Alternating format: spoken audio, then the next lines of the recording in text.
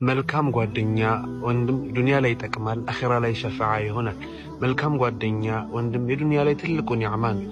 አንድ ሰው ከእስልምና በኋላ መልካም ጓደኛ ወንድምን የመሰለ ኒዕማ አልተሰጠውም ይላል ዑመር ረዲየላሁ ዐንሁ። ከዚህ ሁሉ የሚገርሙ የጀሃነም ሰዎች ምኞት ነው። አንድ ሰው ከጀሃነም ወጥቶ ወደ ጀነት ሲሄድ ይመለከታሉ፣ ይጠይቃሉ። አባቱ ሸሂድ ነበር ይላሉ፣ አልነበረም ይባላሉ።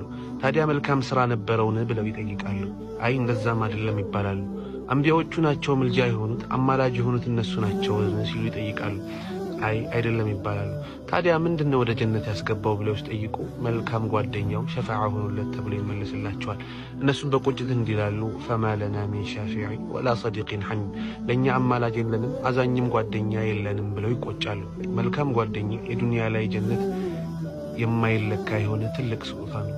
መልካም ጓደኛ ወንድም ያለው ምንኛ ታደለ። ወሰላሙ ዐለይኩም።